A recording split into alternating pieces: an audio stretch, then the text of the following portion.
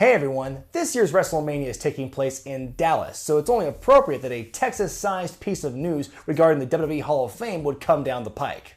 As reported this week by WhatCulture Wrestling, a source within WWE has leaked the entire class of 2016. Now, we already knew about Sting, but now all the rest of the inductees have come to light. Allegedly, the rest of the class is going to be made up of the Fabulous Freebirds, JBL, Jacqueline, The Godfather, and Regis Philbin for the Celebrity Wing.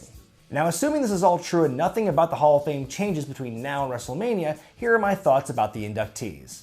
Let's start with the Freebirds. I mean, obviously, this induction is way past overdue. People have been wanting this for years. So the fact it's going to be happening in Dallas, where they really made their name, is going to be very appropriate. I mean, this was one of the original stables as we know it in wrestling. The original trio, you know, the showman of Michael Hayes and the bruiser Terry Gordy and the technical wrestler and Buddy Roberts, they were the perfect combination. And so I think this has been the biggest missed induction over the last couple of years. To me, it's the biggest induction this year besides Sting. So again, long overdue, very happy to see this happening. Moving on to JBL. Yes, we can all agree he's not the greatest commentator in the world, but his resume in the ring speaks for itself. He spent so long in the company as a mid-carder, toiling around as Justin Hawk Bradshaw, and then he was one half of the Acolytes, which became the APA, and then almost out of nowhere, he became JBL, this Wall Street tycoon character, and he won the WWE Championship. He was the longest heel champion, not named Triple H, to hold the belt in quite some time. And it was a character that seemed destined to fail, seemed very goofy at the onset, especially because where he came from just weeks before becoming the champion. But I think it really stuck and he made it work, and now it's a nearly iconic character in the history of the company. So I think for that reason, for being such a loyal hand all these years, it's really earned him a spot in the Hall of Fame. Yes, the hazing and the bullying he's accused of doing, that sucks and it's terrible, but that's a story for another time.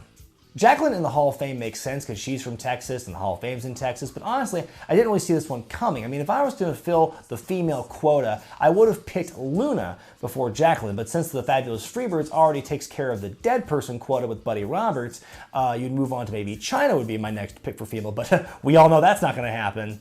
Seriously though, Jacqueline does deserve a spot in the Hall of Fame. She worked for a long time, not just in WWE. She's tough as nails. She and Sable basically were the women's division in 1998, and she carried Sable through a lot of matches and made Sable look like $1 million. Now that right there, that's a Hall of Fame worthy achievement. Charles Wright, aka The Godfather, in a dozen or so gimmicks over the decades. I would put him in the same category almost as JBL, sans ever being given a world title, but he's just another one of those guys who was with the company for so long and worked with what was given to him, no matter what it was, how silly it was, and he made it work. And really, when you think about it, two of his most memorable characters, Papa Shango and The Godfather, they're practically part of the fabric of WWE's history. They're some of the most memorable characters in all of wrestling, really, so I think he absolutely deserves to go in. Finally, Regis Philbin. You know, I mean, it's dumb, but honestly, it can't be any worse than Drew Carey or Arnold Schwarzenegger. In my opinion, the celebrity wing of the Hall of Fame is ultimately harmless. You know, it's PR. It's a PR stunt, the whole celebrity wing, just as a way for the company to try and cling to the mainstream news cycle to get some coverage on E! And Entertainment Tonight. I mean, ultimately, the celebrity wing does not count, so take it for what you will.